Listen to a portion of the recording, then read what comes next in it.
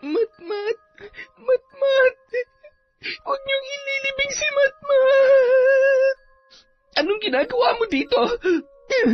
Pinatay mong anak ko! Mamamatay tao ka! Wala kang awa! Wala kayong karapatan na pumunta dito! Umalis na kayo! Patawarin niyo ako, Nay. Pero bilang isang ama na nawalan at nagdadalamhati para sa pagkamatay ng aking anak, hindi ko maaaring palampasin ang kasalanan niya kahit na kapatid ko pa siya. Sana nga totoo na lang na siya talaga ang pumatay sa apo ko. Dahil mas matatanggap ko pa na itrato niyo na parang hayop at ikulong si Vivian. Tandaan mo, hindi ko makakalimutan ang araw na ito. Hanggang sa huling sandali ng buhay ko, poprotektahan ko ang anak ko at patutunayan ko sa iyo na hindi siya mamamatay tao. Bakit kailangan umabot sa ganito? Paano kung nagsasabi ng totoo si Vivian? Suset, pamilya ko sila! Taon 1996,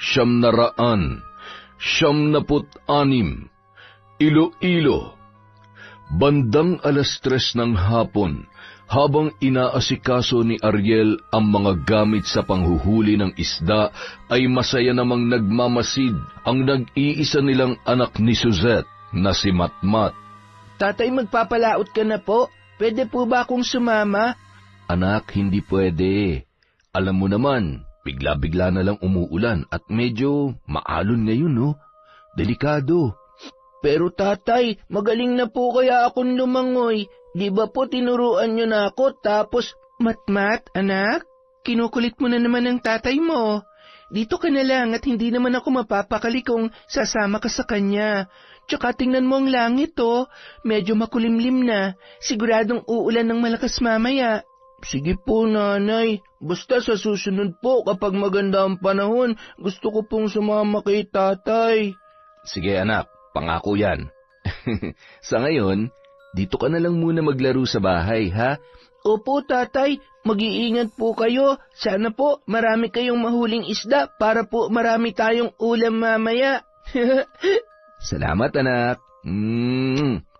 Parang medyo maasim ka na. Naligo ka ba kanina? Opo, tatay. Paano hindi magiging maasim yan eh? Panay ang takbo sa initan kanina. Nakadalawang palit na nga yan ng damit, kaya bukas, tambak na naman ang labahin ko. O siya, hayaan mo na. Tutulungan na lamang kita maglaba bukas. Alis na ako. Siguradong gagabihin na ako ng uwi nito. Sige na, mag-iingat ka. Habang kumakaway si Ariel sa kanyang anak, nakaupo naman yun sa mahabang upuan at bahagyang nakasimangot. Oh, bakit ganyan ang itsura mo? Mamimiss ko po si tatay. Mamimiss ka dyan? Babalik din naman yun kaagad. Pwede po bang pumunta kina Lola?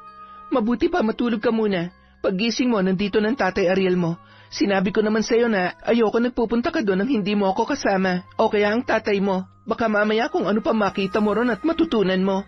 Tsaka ayoko rin na masyado kang maging malapit sa tita Vivian mo na may saltik. Nanay, mabait po kaya si Lola, lalo na po si tita Vivian. Inaalagaan niya po ako na maayos kapag nandun ako. Nakikipaglaro po siya sa akin at masayang masaya po siya kapag nandun ako sa kanila. Ay, ang kulit-kulit mo naman. Matulog ka na. At saka walang tao dito. May pupuntahan saglit si nanay. May bibilhin ako sa sentro. E di, sasama na lang po ako sa inyo. Ay nako, hindi ka na naman nakikinig at hindi ka na naman marunong pagsabihan. Kapag hindi ka tumigil, mapapalo na talaga kita. Huwag na po kayong magalit, nanay. Sige po, matutulog na po ako.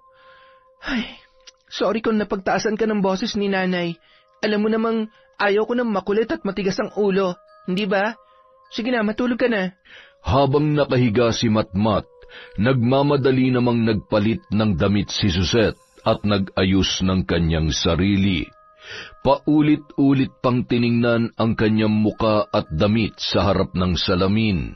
Siniguro niya munang tulog na ang kanyang anak bago tuluyang umalis sa kanilang bahay.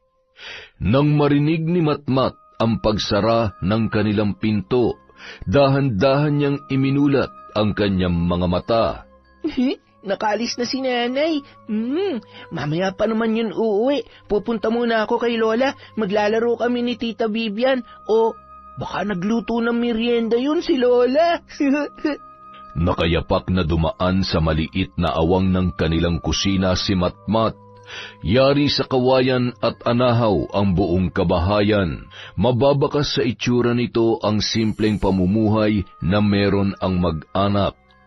Pagkatapos tumungo yun sa harap ng kanilang bahay at kinuha ang kanyang tsinelas at inilagay sa kanyang kamay. Pumapalakpak pa yun at bumuelo sabay takbo ng mabilis na animoy nakikipag-unahan. Hingal na dumating ang bata sa bahay ng kanyang lola. Ay naku, apo, bakit ka tumatakbo? Pawis ka na naman. Nasaan ang tatay mo? Kasama mo ba? Wala po si tatay, Lola. Manghuhuli po ng isda. Si nanay po umalis, kaya dito na lang po muna ako. Oy siya, pumunta ka sa kusina at nagprito ko ng saging. Tapos tawagin mo ang tita mo sa kwarto at nagkukulong na naman. Umiiyak at nagwawala na naman kanina. Ay, baka po na naginip na naman ng halimaw. Teka lang po pupuntahan ko po muna siya. Agad na tumungo si Matmat sa pinto ng kwarto kung saan naroon ang kanyang tita Vivian at sumunod naman ang kanyang lola Beth. Tita, nandito po ako. Pwede niyo po ba akong sabayan magmerienda? Matmat? Nandyan si Matmat. Biglang gumuhit ang magandang ngiti sa mukha ng dalaga at agad na binuksan ang kanyang pintuan at mahigpit na niyakap ang pamangkin.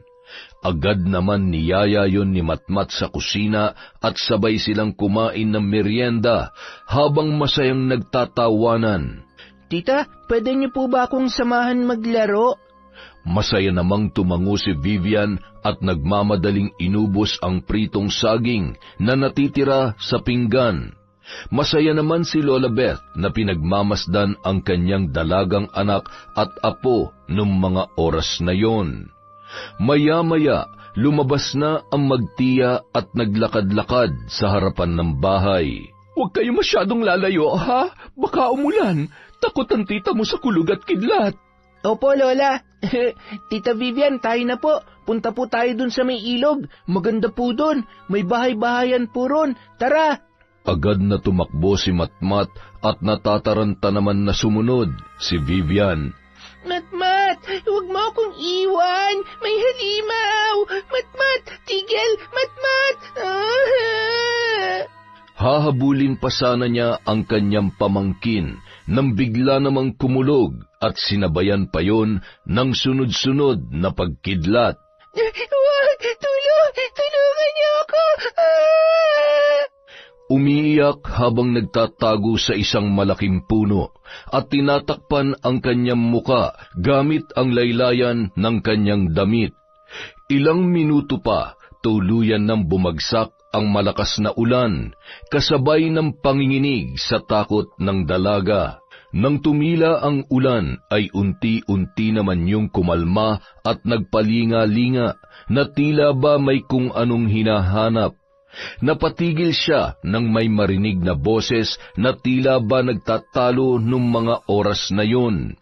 Nagkubli ang dalaga sa isang puno at nakita ang isang babae na may mahabang kasuotan at may kasamang lalaki na nakasuot ng pormal na pang-itaas na kulay puti.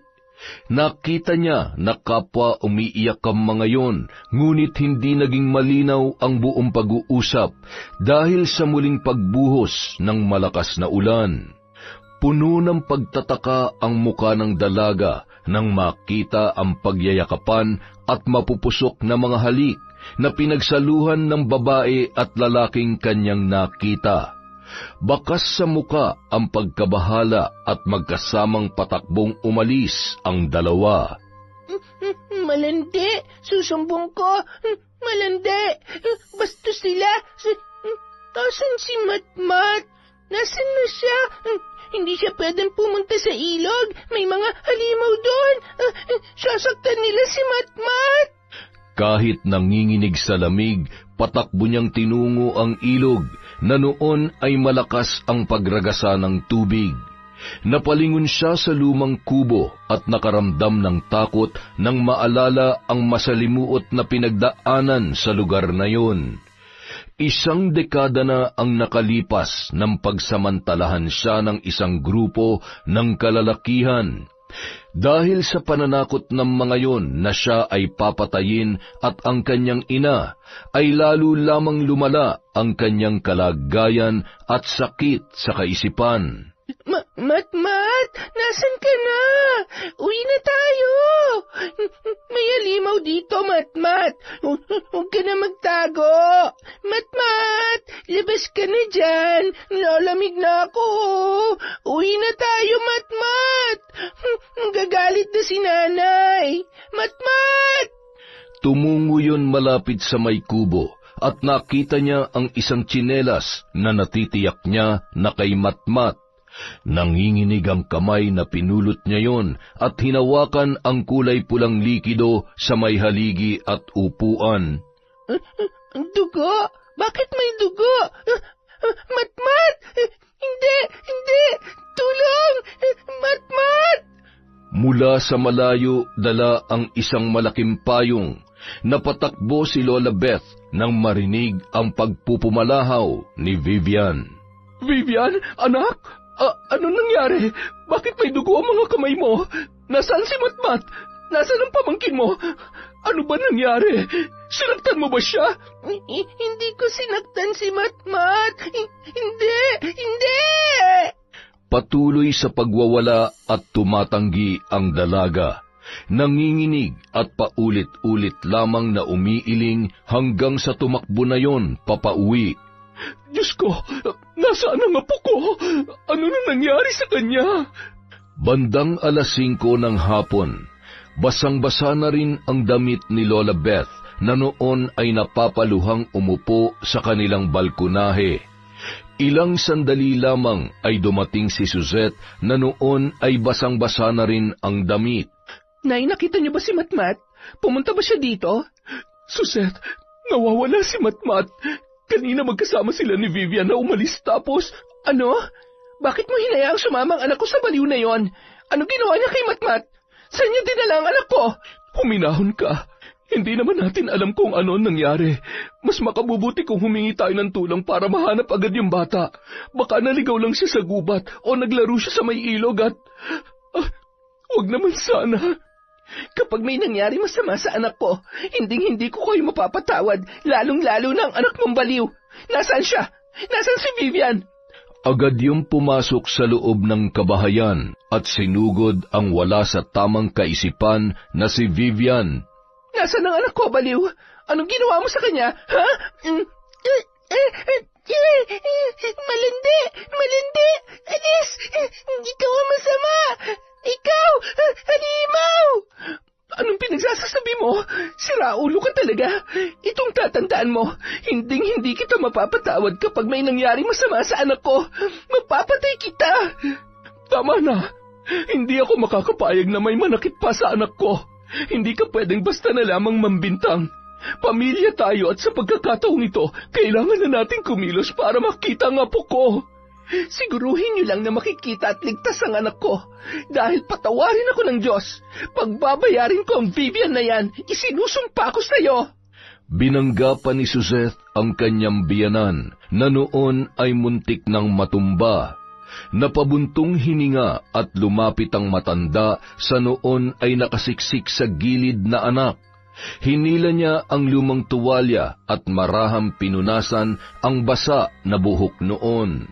Anak, alam kong wala kang ginawang masama kay Matmat, pero ano ba talaga ang nangyari? Nagkahiwalay ba kayo? Sabihin mo na kay nanay, sige na. Umiling-iling lamang yon, hindi nagsasalita at nakatulala habang umaagos ang butil-butil na luha. Hinayaan na lamang ni Lola Beth si Vivian. Tinulungan niya yung magpalit ng damit. Iniwanan ng pagkain sa silid at agad na umalis at gumawa ng paraan upang mahanap na ang kanyang apo na si Matmat. Tumulong na ang mga opisyal ng barangay pati na rin ang kapitan na ginagalang at kinatatakutan ng mga tao dahil sa pagiging istrikto noon sa kanyang pamamahala. Isang malaking kapabayaan. Nag-iisa na nga lamang ang anak mo, Suset, na pabayaan mo pa. Tapos ngayon iiyak-iyak ka? Gabi na at malakas ang ulan. Masyadong delikado kung itutuloy pa ang paghahanap sa bata. At saka nasaan yung asawa mo? Baka naman magkasama lang sila. Pumalaot po si Ariel, Kapitan. Kaya imposible magkasama sila.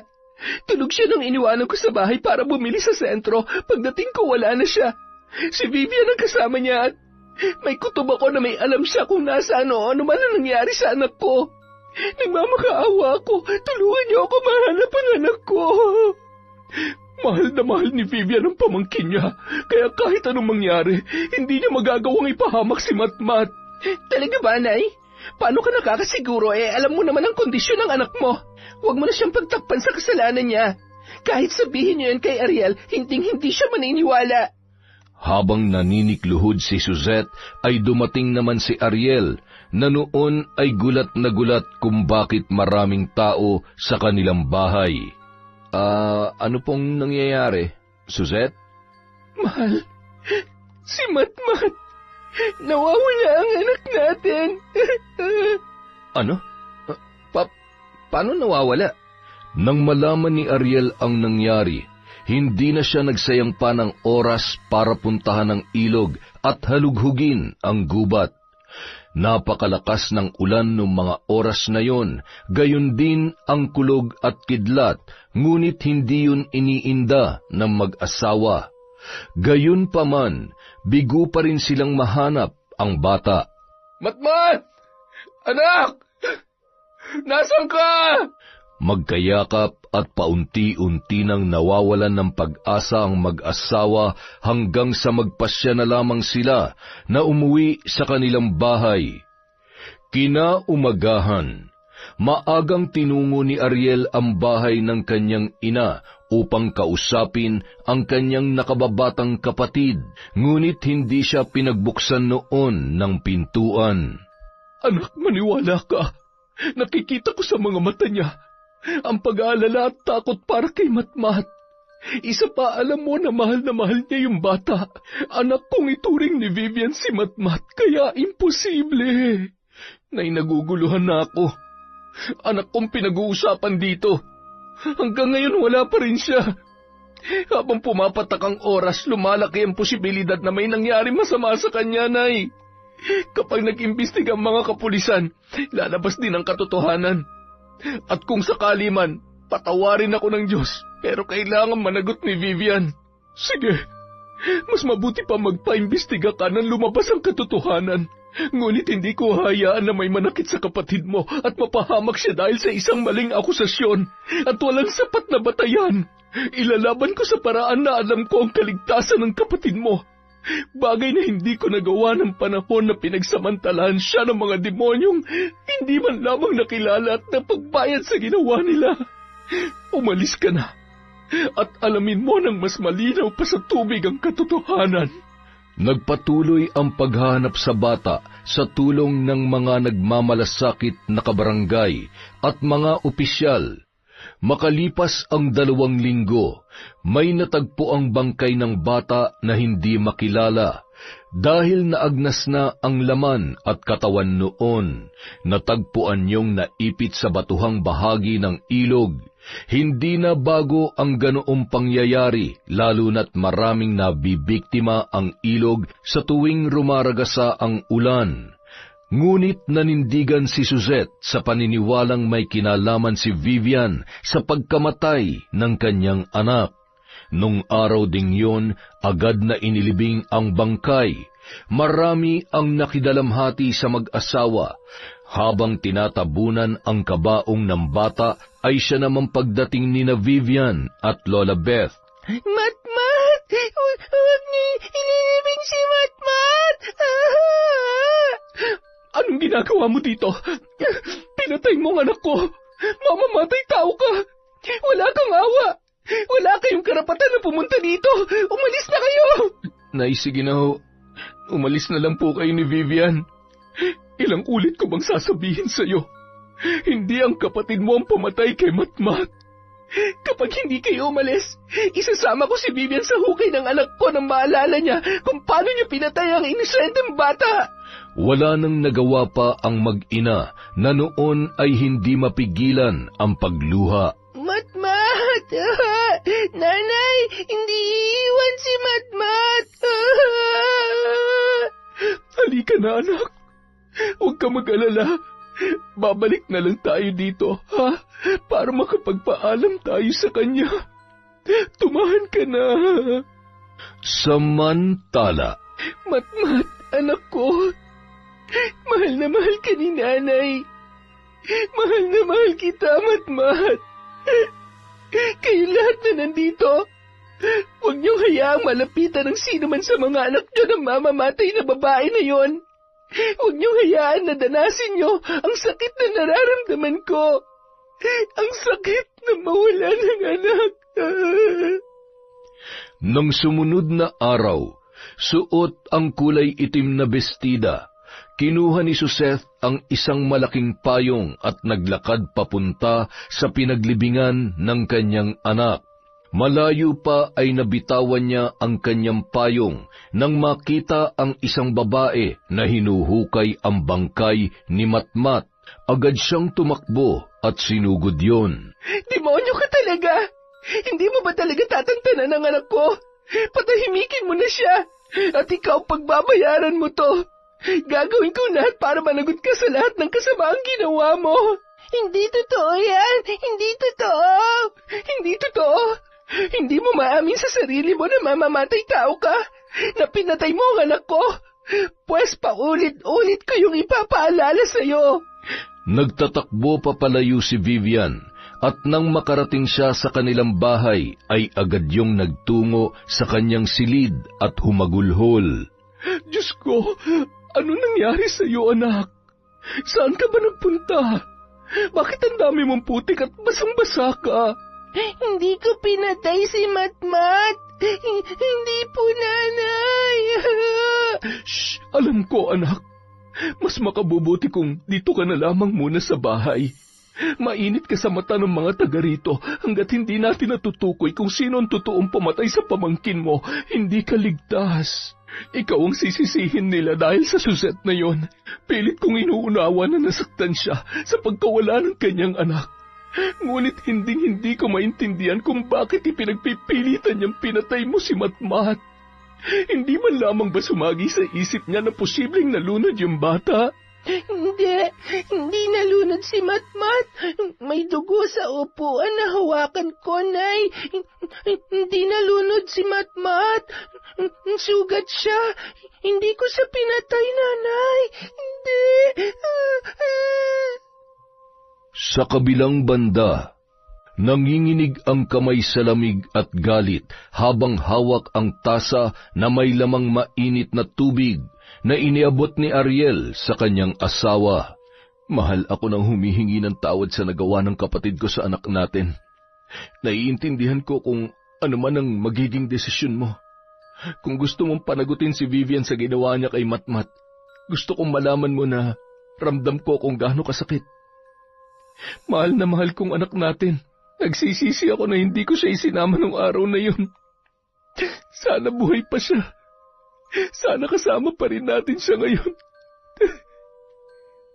Pero huwag ka mag-alala. Magkasama nating haharapin to. Magiging panatag lamang ang kalooban ko. Kung matitiyak ko na wala na magiging biktima pang kapatid mo.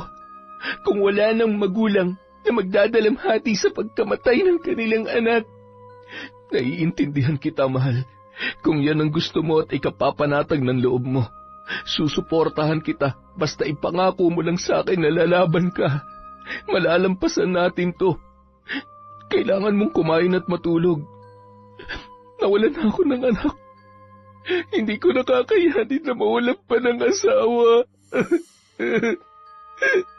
Kinaumagahan, sa pilitang kinuha si Vivian ng mga opisyal ng barangay kasama ang iba pang mga kalalakihan sa baryong yun. Hindi niyo pwedeng gawin sa kanya to. Wala siyang kasalanan. Parang awa nyo na. Maawa naman kayo sa kalagayan niya. Inosenteng anak ko. Pasensya na, pero bilang kapitan ng baryong ito, obligasyon ko na protektahan ang mga naninirahan dito, lalo na ang kapakanan ng mga bata. Magulang ka rin, kaya dapat naiintindihan mo kung bakit kailangan nating gawin to. Pasalamat ka at anumang oras ay matadalaw mo ang anak mo at hindi na ipapaabot ang kasong ito sa panlalawigan. Sige na, ikulong na ang babaeng yan at siguruhing hindi makakatakas. Umiiyak at nanikluhod si Lola Beth sa harap ng kanilang kapitan. Nakikiusap po ako. Hayaan niyo na lamang siya magkulong sa silid niya, kesa naman ilayo niyo siya sa akin. Ginagawa ko lamang kung anong nararapat para sa nakararami. Sige na, dakpin at ikulong niyo na ang babaeng yan. Sandali lang, maawa na kayo sa anak ko. Vivian, anak ka. Nay, tulong, nanay! Kahit anong pagpupumiglas ay wala nang nagawa pa ang matandang babae para sa kanyang pinakamamahal na anak. Ariel, talaga bang hahayaan mo na lamang na gawin nila yan sa kapatid mo? Patawarin niyo ako, Nay. Pero bilang isang ama na nawalan at nagdadalamhati para sa pagkamatay ng anak niya, hindi ko mapapalampas ang kasalanan ni Vivian, kahit kapatid ko pa siya. Sana nga'y totoo na lang na siya talaga ang pumatay sa apo ko. Dahil mas matatanggap ko pa na itrato niyo na parang hayop at ikulong si Vivian. Tandaan mo, hindi ko makakalimutan ang araw na ito. Hanggang sa huling sandali ng buhay ko, poprotektahan ko ang anak ko at patutunayan ko sa iyo na hindi siya mamamatay tao. Hindi niyo kami madadala sa kadramahan at pagpapaawa niyo. Halika na, Ariel. Magbabayaran yung lahat ng ito. Magsisisi kayong lahat. Vivian, anak ko. Nang gabi ring yun, nagtungo si Lola Beth sa lugar kung saan nakakulong ang kanyang anak. Isang makipot na silid na may kalawanging rehas. Nakagapos ang mga kamay at paa. Nakita niya rin ang mga sugat sa katawan dahil sa ginawa ng mga tao sa dalaga nung sapilitan niyong hinuli. Nay, ilabas niyo ako dito. Ayaw ko dito, Nay. Madilim. Tatakot po ako, Nanay. Konting tiis lang, anak ko.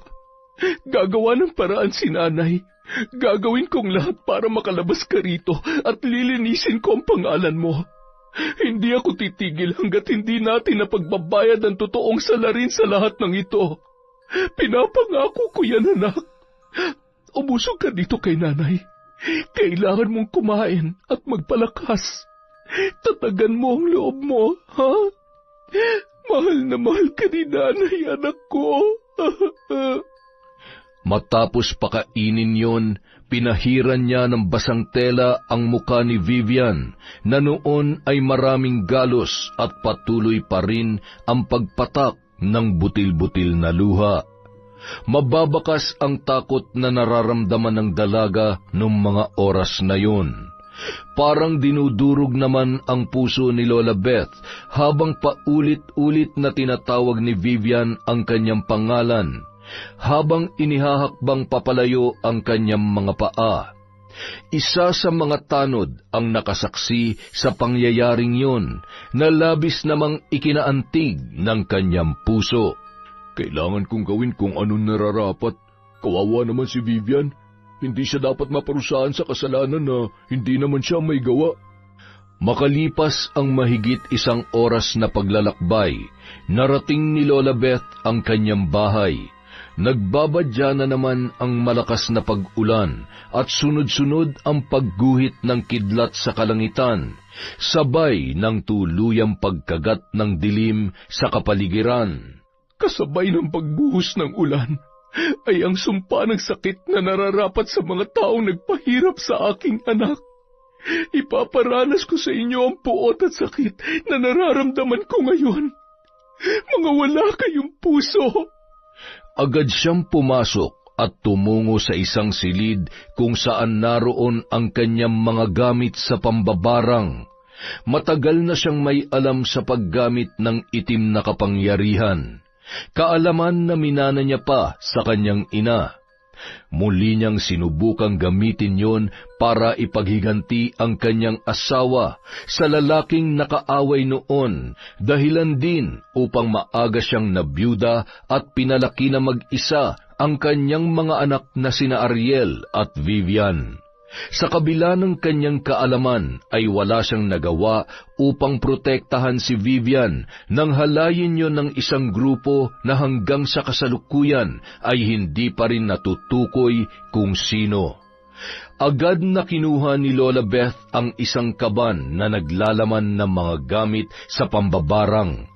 Inilabas niya isa-isa ang mga yun at inilatag sa sahig. Tumayo muna siya at sinigurong nakasara ang bawat bintana at pinto ng bahay bago sinimulan ang sagradong ritual. Ipaparamdam ko sa inyo kung gaano kahirap at kasakit ang magmakaawa na wala ni isang nais makinig at tumulong. Babalutin ko ng bawat pangamba ang lahat ng mga taong nanood lamang habang naninikluhod ako sa hayop na kapitan na yon. At ang mga walang pusong nanakit sa kanya, hinusgahan at trinato siya na parang hayop na maaari nilang ikulong sa maruming kulungan na yon. Sinindihan ng matanda ang mga kandilang kulay pula. Pagkatapos ay hinawakan ang aklat at nag-usal ng mga kahindik-hindik at paulit-ulit na salita. Isang luma at may kalakihang garapon na may kung ano-anong mga bagay at ibinabad na patay na insekto ang nasa loob noon. Maya-maya, hinila niya mula sa tagiliran ang isang maliit na tapayan at inilagay yon sa kanyang harapan. Pinatakan niya yon ng langis na nagmumula sa loob ng garapon at binuksan ang isang telang sisidlan na may lamang matatalim at matatalas na bagay. Naroon ang iba't ibang alambre na may nakatusok na mga insekto, alupihan, uod, linta at bulate. Dahil sa kalumaan ng alambre ay mababakas na ang karupukan dahil sa dami ng kalawang. Nakangising kinuha ni Lola Beth ang isang maliit na kutsilyo at idinampi sa kanyang palad at itinapat sa tapayan. Kasabay ng pagpatak ng dugo ay ang pagsambit ng mga sumpa.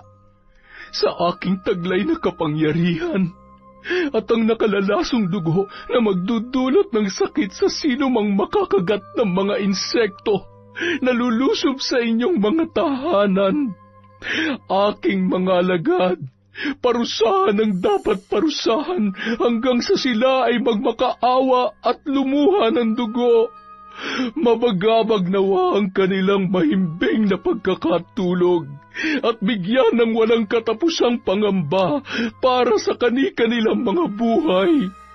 Ang taong walang pagsisisi at awa para sa aking anak ay tuluyang maglalaho.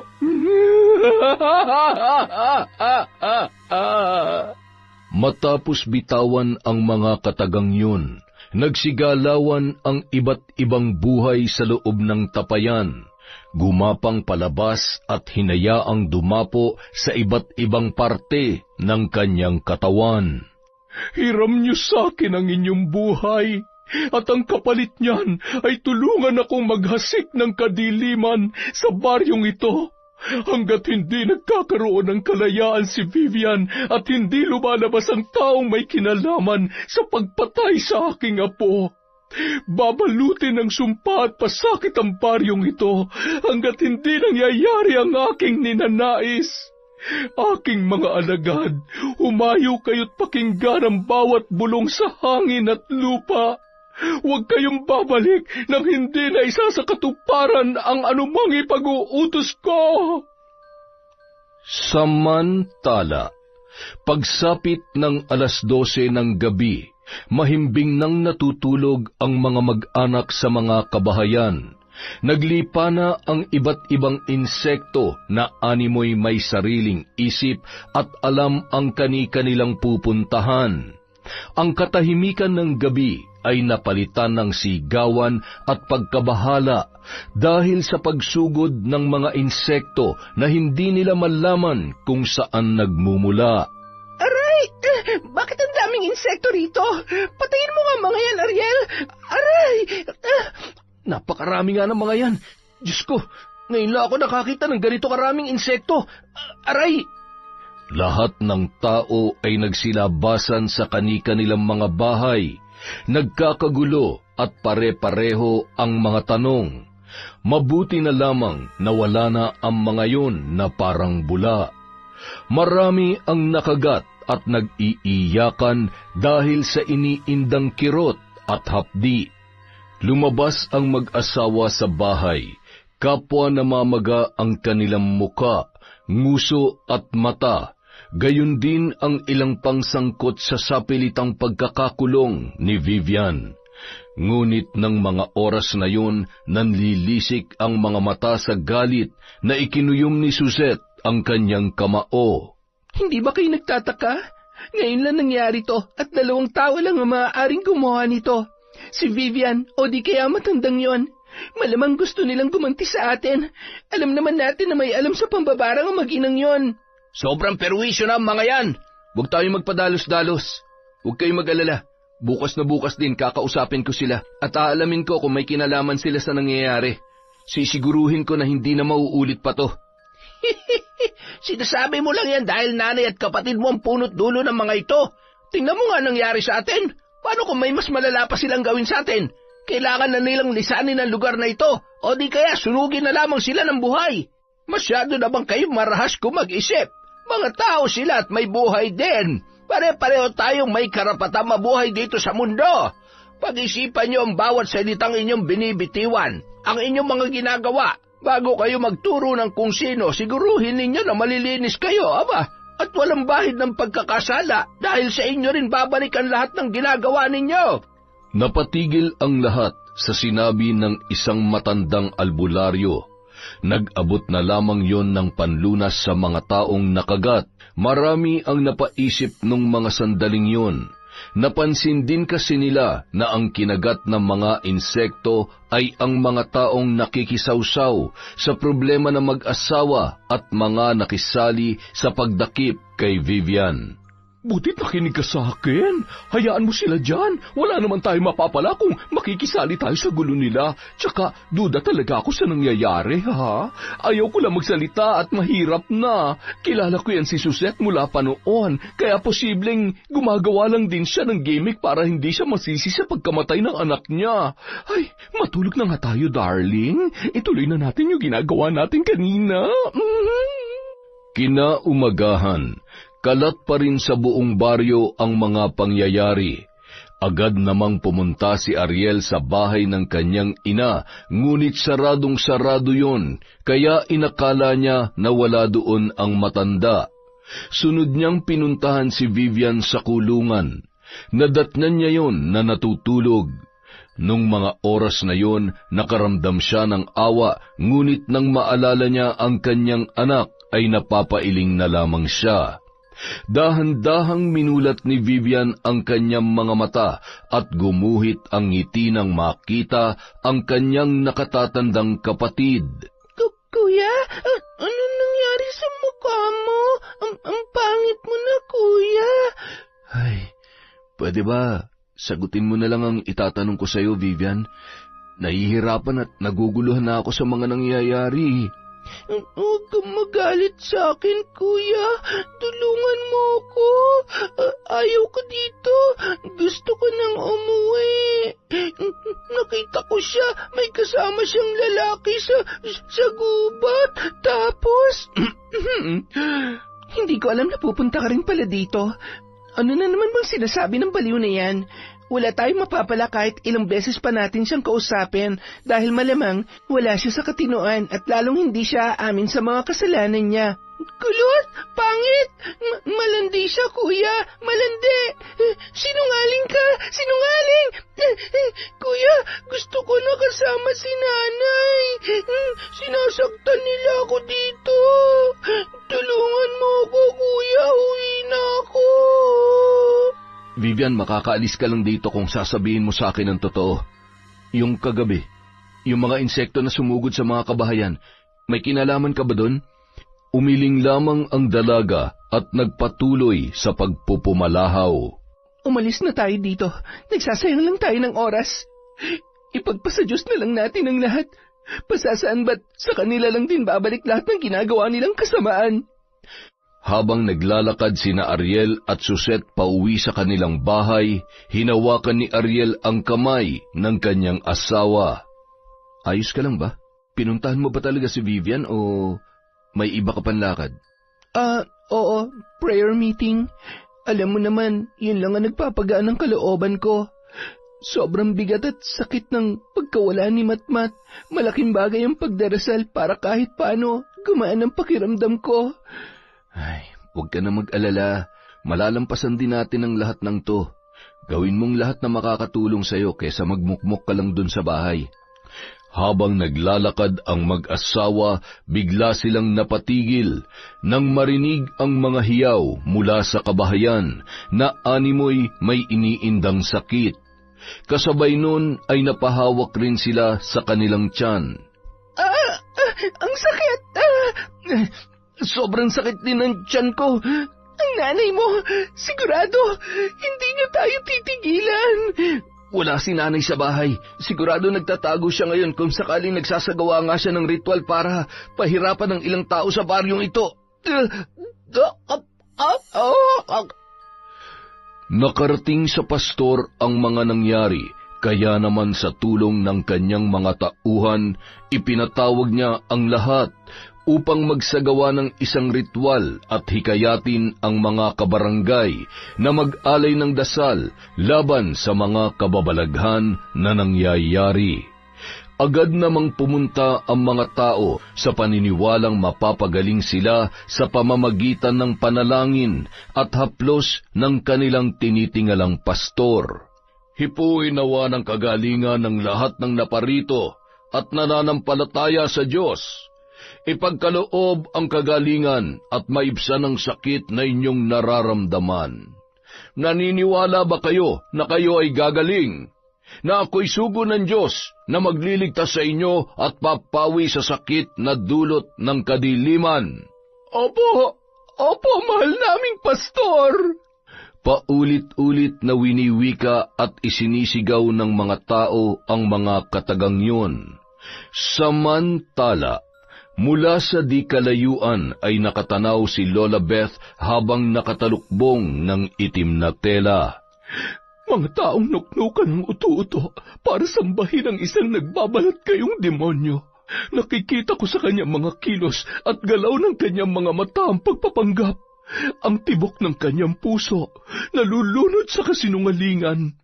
Kahit patawagin niyo lahat ng santo, hindi maiibsan ang sakit na inyong nararamdaman hanggat hindi ko binabawi ang aking sumpa.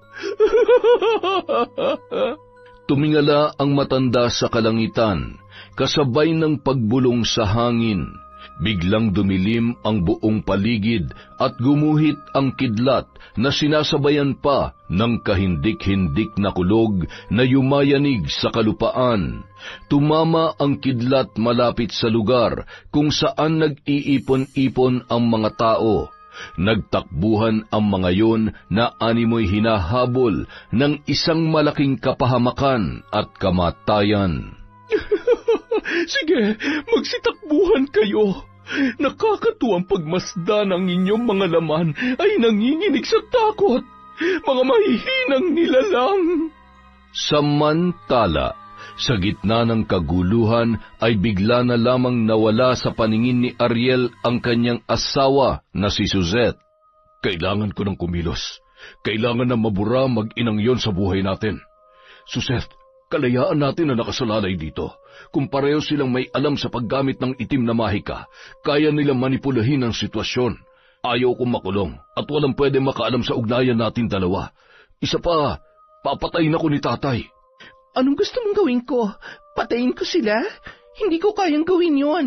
Malakas ang kutob ko na may alam si Vivian tungkol sa atin. Kung magkasama sila ni Matmat nung araw na namatay siya, hindi imposible na nakita tayo ni Vivian. Kaya nga kailangan na nating kumilos. Oh, Eto ang pera. Humanap ka ng mga taong matibay ang loob na kayang sunugin ang buhay si Vivian. Hindi siya maaari magsalita laban sa atin. Ano? Hindi ba't sobra naman yon? Wala naman siguro maniniwala at makikinig sa isang baliw, kaya hindi natin kailangang pumatay. Mamili ka. Mamamatay ang baliw na yon o ibubulgar niya ang sekreto natin. Hindi pwedeng magkaroon ng nikatiting na paghihinala ang mga tao sa atin. Ay, isa pa, kasalanan mo to eh. Masyado kang pabaya. Ay, sige na, ako nang kikilos at mukhang hindi rin kaya ng kokote mo. Umalis ka na, baka may makakita pa sa atin. Ilang sandali pa, nilapitan ni Suzette ang kanyang asawa na noon ay nagpapalinga-linga. Saan ka ba nanggaling? Kay Pastor. Nagpasalamat lang ako sa lahat ng tulong niya sa akin. Tara na, umuwi na tayo. Kinagabihan. Sino ka? Anong gagawin mo sa akin? Huwag kang maingay. Huwag kang mag-alala, hindi kita sasaktan. Kailangan mo makaalis dito, kung hindi, papanayin ka nila. Dadaling kita sa nanay mo. Sandali lang, ha? Masyadong mahigpit ang magkakatali. Ayan, tara na, dito tayo dumaan. Patakbo silang dumaan sa likod ng mga kabahayan sa sentro at sumuot sa gubat pauwi sa bahay ni na Vivian. Nay, nandito na ako. Nanay, buksan mo tong pinto. Vivian? Ang anak ko, paanong? Mahigpit niyang niyakap ang kanyang pinakamamahal na anak at nagmamadali silang pumasok sa loob ng bahay. Aalis na ho ako. Hindi na ho ligtas ang lugar na inyo. Kung kinakailangan niyong umalis, magtago sa bundok, gawin po ninyo. Hindi ho sila titigil hanggat hindi nila kayo napapatahimik. Anong alam mo? Alam mo ba kung sino may pakana ng lahat ng ito? Hindi ko po nakita kung sino sa kanilang dalawa mismong nakapatay sa bata, pero si Suzette at si Pastor po ang nakita ko sa... Mga mambabarang! Lumabas kayo dyan kung ayaw ninyo masunog ang bahay ninyo! Nariyan na sila at posibleng marami pang susunod dito. Dito na ho tayo sa likod dumaan. Tutulungan ko po kayo makatawid sa kabilang baryo. Nagmamadaling kinuha ni Lola Beth ang isang kahon at kusang loob namang binitbit ni Vivian ang tapayan na nasisiguro niyang kakailanganin ng kanyang ina. Malaya silang nakatakas ng gabing yun at buong akala ng mga tao ay nagawa nilang sunugin ang mag-ina sa loob ng kanilang bahay dahil sa narinig nilang paghiyaw na animoy nasusunog ng buhay. Maraming salamat sa iyo, Tino. Tatanawin kong malaking utang na loob ang pagligtas at pagtulong mo sa amin. Ngayong alam ko na ang katotohanan, hindi na nila matatakasan ang ginawa nilang kasalanan. Wala silang kasing sama. Nagawa pa nilang pasakitan ng aking anak para hugasan ang kanilang mga maruruming kamay. Walang anuman ho, Aling Beth. Vivian, gusto ko man ho kayong samahan pero mukhang kailangan ko na hong bumalik. Baka ho kasi mapansin nila na... Hindi maaari. Siguradong aalamin nila kung sino nagpatakas kay Vivian. Baka kung ano pang mangyari sa iyo. Babalik tayo kapag maayos ng lahat dahil hindi naman tayo dapat tumatakbo at nagtatago. Ay, may isang tao po akong pwedeng mahinga ng tulong. Tara na ho. Ramdam man ang pagod dahil sa layo ng kanilang nilakad ay nakarating din sila sa bayan at sumakay ng tricycle papunta sa isang baryo kung saan nakatira ang matalik na kaibigan ni Tino. Malugod naman silang pinatuloy noon at naghanda pa ng kanilang makakain. Habang naghahapunan, inilahad ni Tino ang mga nangyari dahilan kung kaya't kinakailangan nilang magtago. Huwag po kayo mag-alala. Ligtas po kayo rito. Naiintindihan ko po kayo lalo na't namatayo ang magulang ko dahil sa malimparatang ng mga tao. Ay, malaki naman ho ang bahay na to para sa atin. Pwede rin ho kayong magsimula ng panibagong buhay rito. Malayo sa gulo dahil wala na hong mas mahalaga pa sa kapanatagan ng isip at kaligtasan ninyo. Kinaumagahan. Ariel, wala na ang nanay at kapatid mo.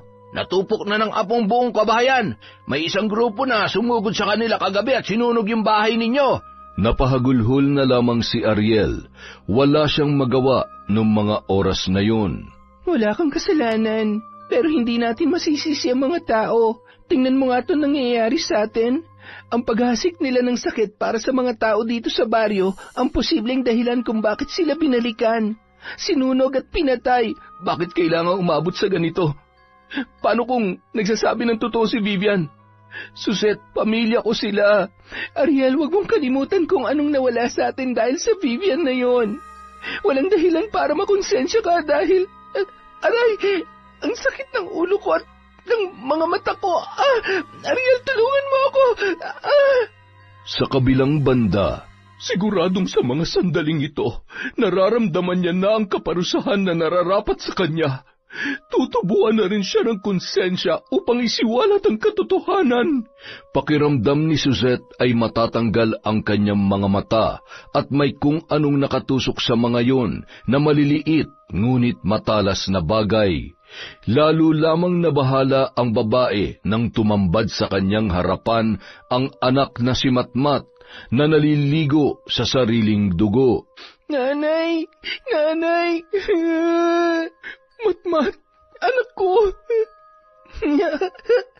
Bakit mo ako pinatay, nanay? Bakit?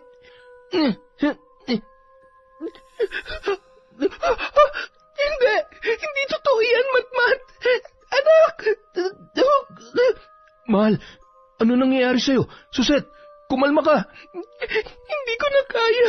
Diyan ka lang, huwag mo ako sasundan. Kailangan ko nang ayusin ang lahat ng ito. Papatayin niya ako. Suset, ano ba nangyayari? Ha? Nung araw ding yon, natagpuan na lamang ni Suzette ang kanyang sarili sa police station upang magbigay ng statement. Pinatay ko siya. Pinatay ko ang sarili kong anak. Nagulat si Ariel nang malaman niya ang ginawa ng kanyang asawa, kaya naman nagmamadali niyang pinuntahan yon sa kulungan. Totoo ba? Totoo ba na ikaw ang pumatay sa kanya? Suset, anong kasalanan ng bata? Paano mo nagawa yun? Pinaglaruan mo ko, pati ang mga taong nasa paligid mo para lang pagtakpan ng kasalanan mo. Hindi kita mapapatawad.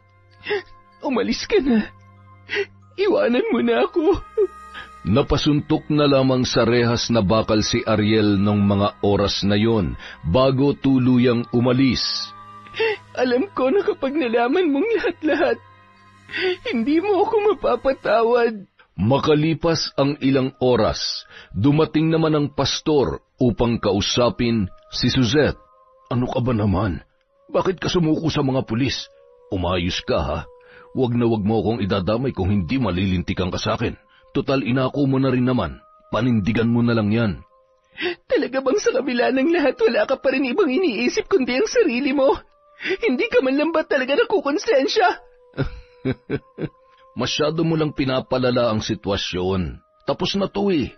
Wala na yung mga salot na pwede magpahamak sa atin tapos malalaman ko na...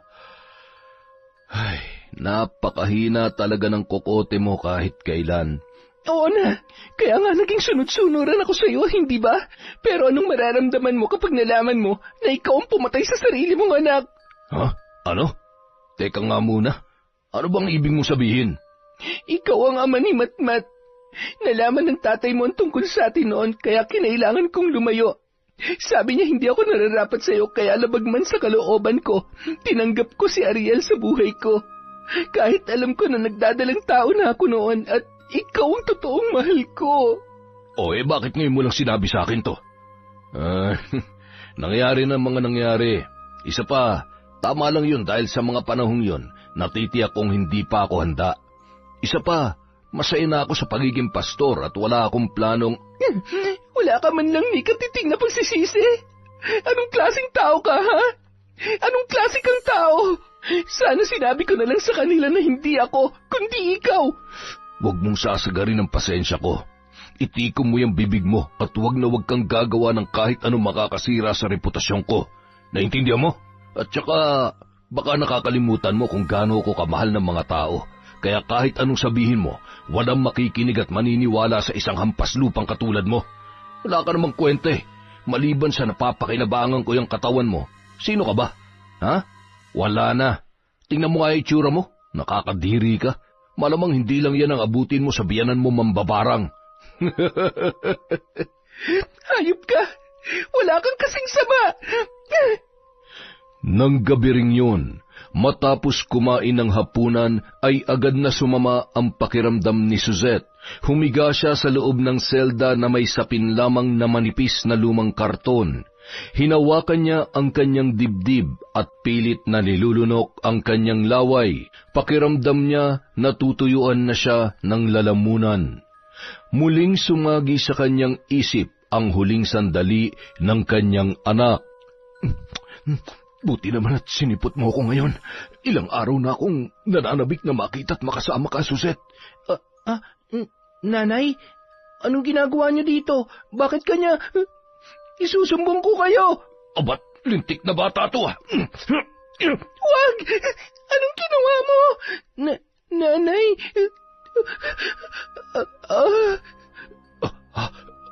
Hindi ko sinasadya.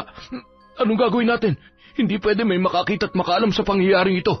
Kailangan natin siya itapon sa ilog, kung hindi siguradong pareho tayo mabubulok sa kulungan. Nung mga oras na yun, hindi na napigilan pa ni Suzette ang pag-agos ng luha mula sa kanyang mga mata, hanggang sa napahawak yun sa kanyang leeg na tila ba sinasakal at kasunod ay ang pagbula ng kanyang bibig. Isang lalaki ang noon ay nagmamasid habang nakangisi. Siguradong dadagdagan ni boss ang bayad sa akin. Ayos! Kinaumagahan, batid na ng mga tao ang malungkot na sinapit ni Suzette sa loob ng kulungan. Naku, nakakaawa kung iisipin, pero karma niya na yon sa pagpatay sa anak niya. Kawawa tuloy si Aling Beth at si Vivian na siya pang napagdiskitahan ng galit ng mga tao. Ayun tuloy, siyempre nagalit yung matanda, kaya natural lang na gagamitin niya yung kapangyarihan niya para makapaghiganti sa, alam mo na. Ay, kawawa naman si Ariel. Matapos mailibing ang bangkay ni Suzette, ay agad namang dinalaw ni Pastor ang nagluluksang si Ariel. Tibayan mo ang iyong pananampalataya. Huwag kang magpapatalo sa bigat ng iyong mga pinagdaraanan. Maraming salamat ho, lalong-lalo na sa tulong niyo sa pagpapalibing sa asawa ko. Patawarin mo siya sa kanyang mga nagawang kasalanan upang makamtan niya ang kapayapaan kung nasaan man siya ngayon. Makalipas ang 1 linggo, bumalik ang mag-inang sina Vivian at Lola Beth. Tumungo yun sa bahay ng kanyang anak na si Ariel at naroon ang karamihan habang ipinagdarasal ang kaluluwa ng namayapang si Suzette. Bakit parang gulat na gulat kayong lahat? Dahil ba sa pagkakaalam niyo ay patay na kami mag-ina? Nay, Vivian, patawarin niyo ako. Masaya ako na makita kayo at makasama kayo ulit ng naiintindihan ko. Dahil sino nga ba naman ang hindi mapapapaniwala na magaling mong asawa? Isa pa, ganun naman talaga. Di hamak na mas madaling manghusga kesa unahing alamin ang katotohanan. Ngunit ang nakakalungkot, hindi pa rin matatapos ang karahasan sa baryong ito hanggat may nagtatagong demonyo sa kanyang maskara. Kaya nandito ako para balaan kayong lahat na ang kinikilala niyong butihing pastor ay isang... Anong sinasabi mo? Tigilan mong paggawa ng kwentong matanda ka. Ako? Gumagawa ng kwento? Karapatan ng lahat ng mga narito na malaman ang katotohanan. Bakit hindi mo aminin sa lahat kung anong ginawa mo kay Matmat? Hindi ba't ikaw naman talaga ang pumatay sa kanya? At si Suzette ang siyang umako sa lahat ng kahayupan mo. Napakatabil ng dila mo. Tumahimik ka. Isa kang alagad ng dilim. Nakikita niyo? Yan ang totoong pastor na sinasamba ninyo. Ano? Hindi ko magagawa yan dahil akong totoong tatay niya. Hindi ko magagawang patayin ang sarili kong anak. Kami ang totoong nagmamahalan ni Suzette. Aksidente ang nangyari. Aksidenteng nahulog si Matmat sa ilog at wala kami nagawa para iligtas siya. Napakasinungaling mo. Nung mga oras na yon, dumampot ang mga tao ng kahit anong bagay at pinagbabato ang pastor na noon ay kumaripas ng takbo. Nagmamadali yung pumasok sa kanilang bahay at kinuha ang kanyang baril at mga armas na maaari niyang gamitin upang iligtas ang kanyang sarili at takasan ang kanyang kasalanan. Nagtago yun at naghintay ng pagkakataon para balikan si Lola Beth at si Vivian na noon ay pansamantalang nanunuluyan sa bahay ni Ariel. Sinira nilang reputasyon ko na kay tagal kong iningatan. Mananagot sila sa akin. Tatabasin ko muna ang dila nyo bago ko tuluyang lisanin ang baryong ito. Kapag nakarating kay tatay ang nangyari, siguradong mapapatay niya ako. 12:00 ng gabi, hindi pa rin makatulog si Ariel. Nilapitan yun ng kanyang ina at hinawakan ang kanyang kamay. Nay, paano niyo ho ako nagawang patawarin sa kabila ng lahat ng mga maling desisyon na nagawa ko? Napahamak kayo ng dahil sa akin, lalong-lalo na si Vivian. Obligasyon kong protektahan kayo pero ako pa tong... Ang tanga-tanga ko para mabulag sa katotohanan. Hanggang kailan mo sisisihin ang sarili mo? Tama na. Alam ko na nagawa mo lamang yun dahil alam ko naman kung gaano mo kamahal si Matmat at ang asawa mo. Nakakalungkot lang kung isipin na sa loob ng maraming taon, nagmahal at nag-aruga ako ng isang batang buong akala ko, dugo at laman ko. Hindi ko alam kung anong ginawa kong kasalanan para pagdaanan ko to. Minahal niya ba talaga ako, Nay? Yan ang tanong na hindi ko masasagot, anak. Tungkol naman sa pagpapakatatay mo kay Matmat. Nagsisisi ka ba? Umiling si Ariel at mahigpit na yumakap sa kanyang ina. Mahal na mahal ko siya, Nay. Kung totoo mang hindi ko siya anak, sa puso't isipan ko, mula nung araw na isinilang ang batang yun, anak ko siya at mananatiling ako ang kanyang ama. Minahal natin siya bilang kadugo at parte ng ating pamilya. Tsaka, wala siyang kinalaman sa kasalanan at kasinungalingan ni Susette at ng lalaking yon. Nakakadurog ng puso na nagawa siyang pagkaita ng buhay ng mga taong dapat ay pumoprotekta sa kanya. Habang nag-uusap ang dalawa, bigla silang napabalikwas nang marinig ang isang malakas na putok ng baril na nagmumula sa labas ng kanilang bahay. Buksan niyo ang pintong ito kung ayaw niyong paulanan ko kayo ng bala! Ang lakas talaga ng loob niya para bumalik pa rito. Ang kapal ng pagmumuka. Nay, dito lang kayo. Ako nang bahala sa kanya.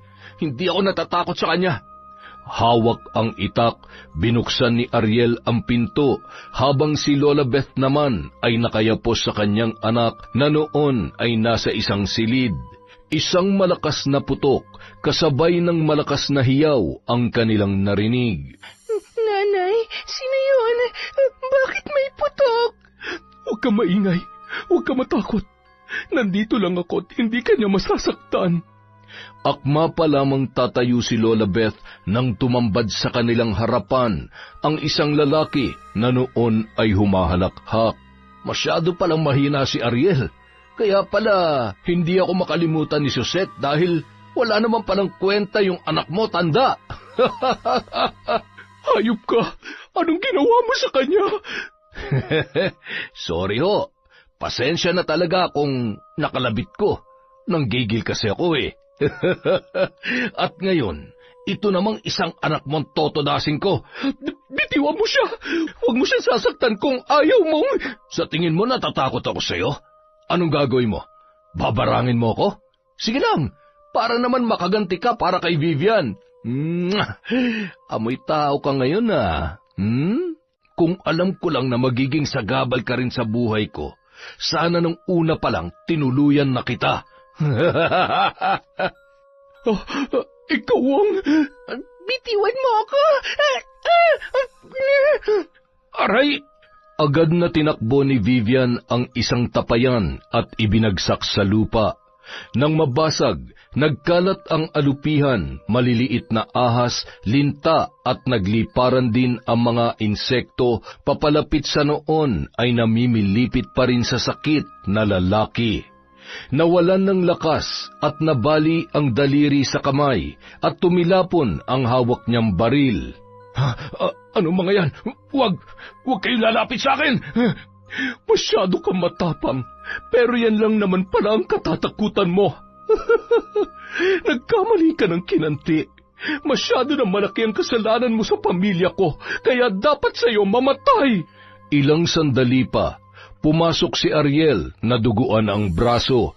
Nay, wag! Marami pang paraan para pagbayarin natin siya.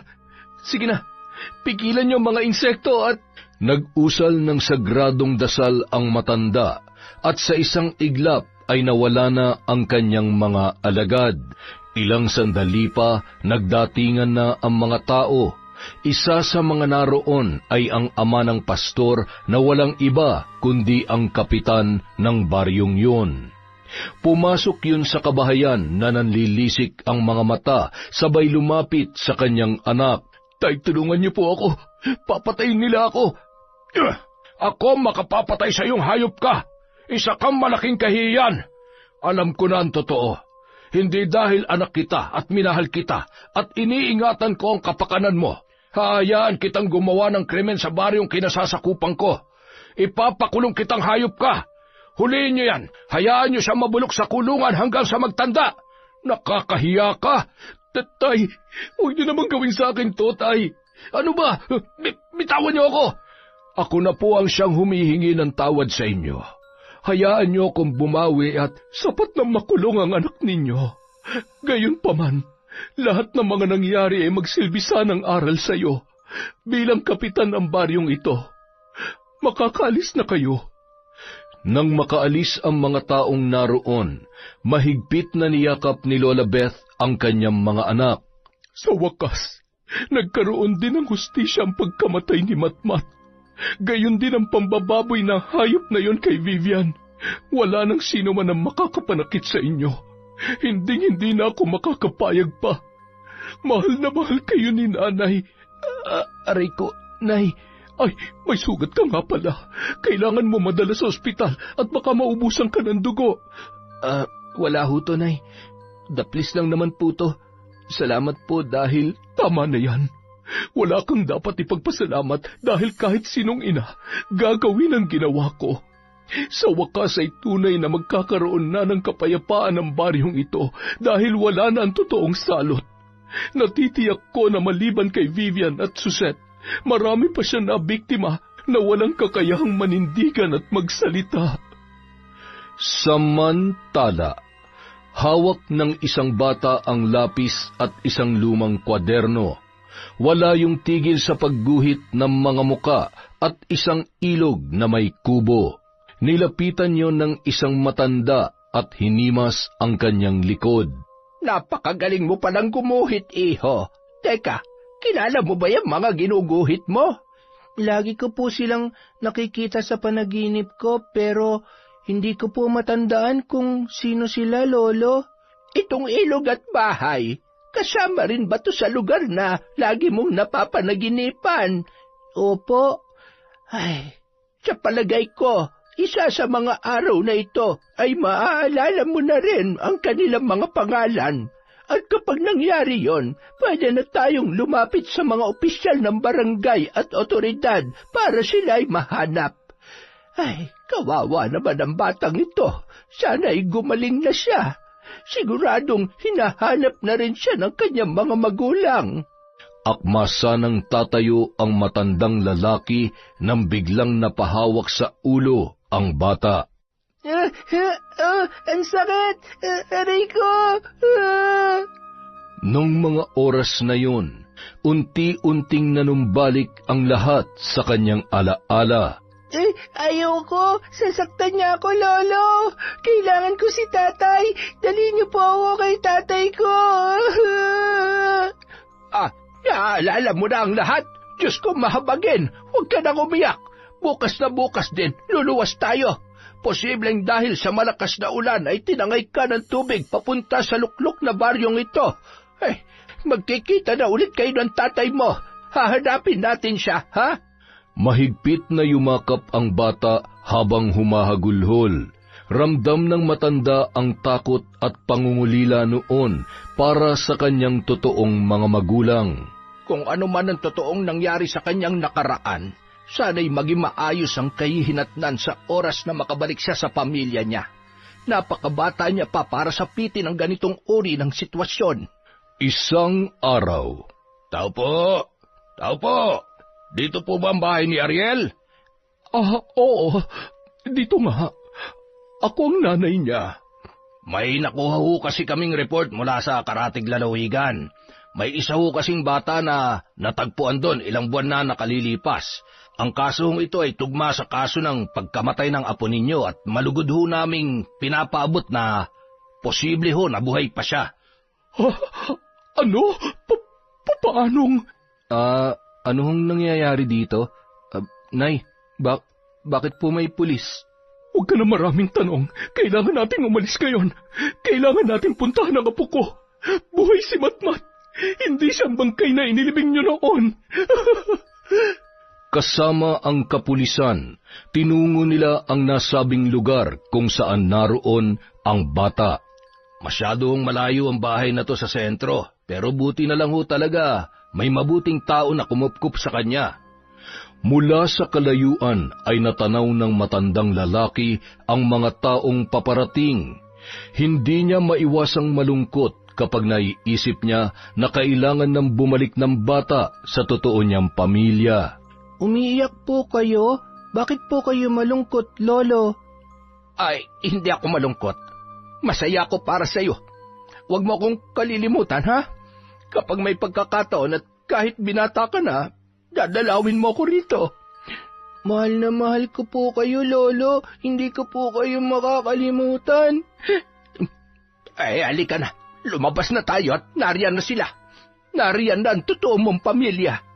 Nang lumabas ang dalawa, ay patakbong lumapit si Vivian at masayang-masaya na nilapitan si Matmat at pinaghahagkan yun. Matmat! Walang sugat si Matmat! Buhay ka! Buhay si Matmat, nanay, oh! Sorry po, tita. Alam ko pong nag-aalala kayo sa akin. Wag na po kayong umiyak. Hindi na po ako mawawala. Anak, pwede ka rin bang mayakap ni tatay? Tatay, lola ko, miss ko na po kayo. Si nanay po. Apo, sa bahay na lamang namin ipapaliwanag sa'yo. Lola, ayaw ko pong umuwi. Baka saktan din po ako ni nanay. Ayaw ko po. Sa inyo na lang po ako ni tita. Anak, hindi ka na masasaktan ng nanay mo. Wala na siya. Alam kong may malaking kasalanan sa atin ng nanay mo at hindi mo pa lubos na maiintindihan sa ngayon. Pero alam ko na mahal ka niya. Mahal na mahal ka ng nanay mo. Masaya ako na makilala kayo. Napakabait ng batang yan. Sa sandaling panahon na nagkasama kami ay naranasan kong maging magulang sa kanya. Habang buhay naming tatanawing utang na loob ang pagmamalasakit mo sa aking apo. Naway, humaba pa ang iyong buhay at magkita pa tayong muli. Tang, sobrang salamat po. Hayaan niyo at kahit anong mangyari, titiyakin namin na magiging parte kayo ng buhay ni Matmat. Lolo, pwede po bang sumama muna kayo sa amin para alam niyo rin po kung saan ako nakatira? Oo nga naman. Sumama ka muna sa amin. Kailangan natin ipagdiwang ang muling pagbabalik ni Matmat sa aming baryo. At ang pinakamahalaga sa lahat, kasama ka na rin niya. Ay, siya. Paano ko ba naman matatanggihan ang alok ng isang maganda at mabait na lola ng batang ito? Abay, mukhang maliban sa makakabalik na ang apo niyo ay magkakalablay pa ho kayo, lola. Ay, sus Mariosep, masyado na kami matatanda para sa mga bagay na yan. Tara na't mahirap abutin ang gabi sa daan. Napakalayo pa naman nito. Nang makabalik sila sa kanilang baryo, labis na natuwa ang mga tao sa magandang balita. Agad namang tumungo sa kanila ang kapitan upang makita ang kanyang apo kahit na nasa labas lamang yun ng bakod. Kaya pala kahit nung maliit pa lamang yan at nakikita kong kasama siya ni Suset ay natutuwa ako kahit hindi ko nilalapitan. Yun pala ay apo ko siya. Ay, sayang lang at mukhang hindi na magkakaroon ng pagkakataon na makasama niya ang aking anak. Masaya na siya sa kanyang kinikilalang pamilya. Agad na ring umalis yun matapos mag-iwan sa labas ng iba't ibang pagkain at prutas. Ilang sandali matapos umalis si Kapitan, natanaw ni Matmat ang isang basket at kinuha niya yun.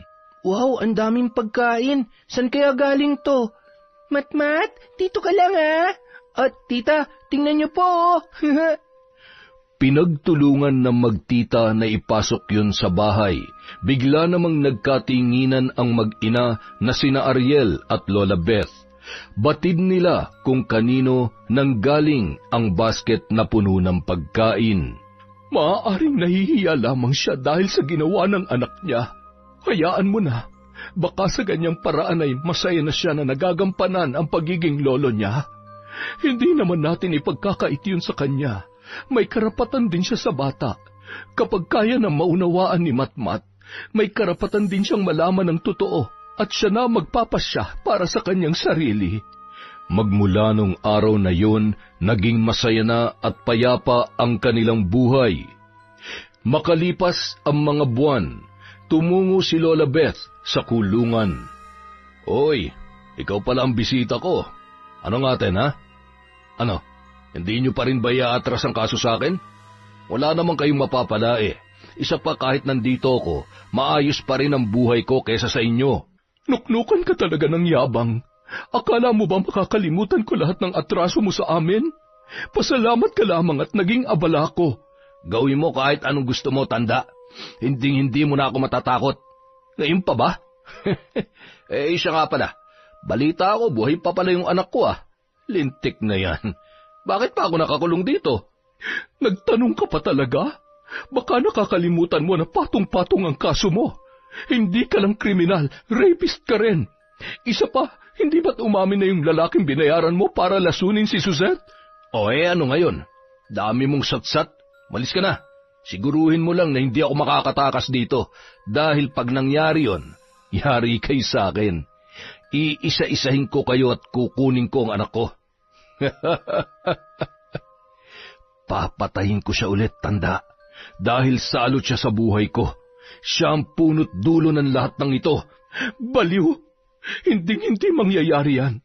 Dahil bago mo pa magawa ang pinaplano mo, lumalangoy ka na sa nagbabagang putik sa impyerno. Sige, tanda. Gawin mo. Uulitin ko. Hindi ako natatakot sa'yo. Hindi pala, ha? Tingnan lang natin. Uubusin ko yung natitirang kayabangan at tapang mo sa katawan. Nang araw ding yon, dumalaw si Kapitan sa kanyang anak. Talaga bang hahayaan mo na lang ako dito? Anong klase kang ama, ha? Dami-dami mong koneksyon tapos hinayaan mo akong tumagal dito? Wala kang kwenta. Talagang sagad na yung katarantaduhan mo, ano? Dapat lang talaga na dito ka na mabulok katulad ng lintik na pag-uugali mo. Tama lang na hindi ka na nakilala ng anak mo dahil siguradong ikakahiya ka niya. Sino naman ang nagsabi sa'yo na gusto kong kilalanin ako ng batang yon? Sana nga talaga na matay na lang yun eh. Buisit. Hanggat hindi ka nagtatanda, kahit anong gawin mo, hindi ka na makakalabas pa rito. Teka, tay ano ba? Ilabas mo na ako dito. Anak ng teteng naman na buhay to. Kinagabihan. Apo, sige na matulog ka na. Tumabi ka na dun sa tita mo at may gagawin lamang ako. Agad namang sumunod ang bata sa sinabi ng kanyang Lola Beth. Yumakap pa yon sa kanyang tita Vivian na noon ay tulog na. Samantala si Ariel naman ay nasa laot nung mga sandaling yon. Matapos isara ang pinto, nagsindi ng kandila ang matanda at nag-usal ng sagradong dasal habang hawak ang kanyang aklat. Ilang sandali pa, naglitawan ang ilang insekto at bulati sa sahig. Dinampot yon ni Lola Beth at ibinulong kung ano ang dapat nilang gawin. Sa kabilang banda, nagwawala ang kinikilalang pastor sa loob ng maraming taon. Hawak ang ulo ay inuuntog niya yun sa pader.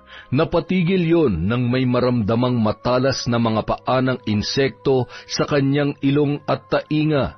Gayon din ang pag-agos ng kanyang dugo. May mga lumabas na tipaklong sa kanyang ilong at naglaglagan yun sa sahig. Pagkatapos, sumakit naman ang kanyang tiyan at napaduwal, kasabay ng paglabas ng napakaraming bulate mula sa kanyang bibig, gayon din ng napakabahong putik. Talaga bang papatayin ako ng mambabarang na yun? Hindi pwede. Hindi maaari. Napaupo yun sa sahig hanggang sa naramdaman na umiinit ang pribadong bahagi ng kanyang katawan na tila ba sinisilaban. Napalundag yon at tinanggal ang salawal bago nagsisigaw. Nang tingnan niya yon ay mistulang binuhusan ng kumukulong tubig. Habang nakatayo, bigla yung natumba nang maramdaman niya na may sumaksak sa kanyang paa at sa likod na bahagi ng kanyang tuhod. Sige, patay mo na ako! Gawin mo na!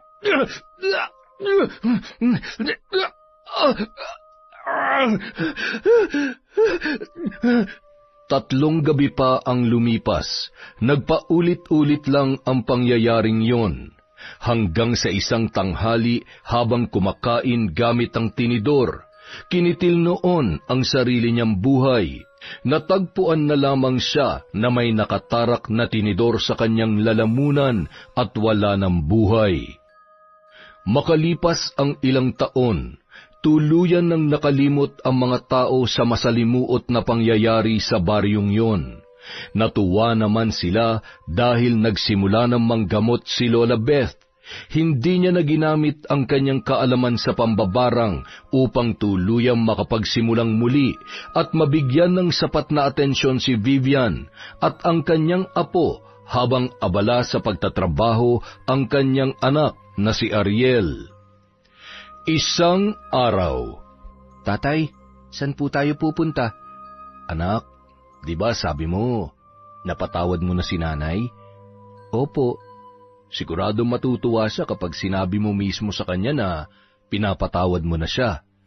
Kaya mo bang gawin yon? Kasi kung hindi, uuwi na lang muna tayo. Okay lang po, tatay. Ang totoo po, namimiss ko na po siya. Tama po kayo, mahal na mahal din naman po ako ni nanay. Siguro po nagkamali lang siya. Hindi niya naman po ako sinaktan. Sa inyo lang po siya may kasalanan, tay, kasi...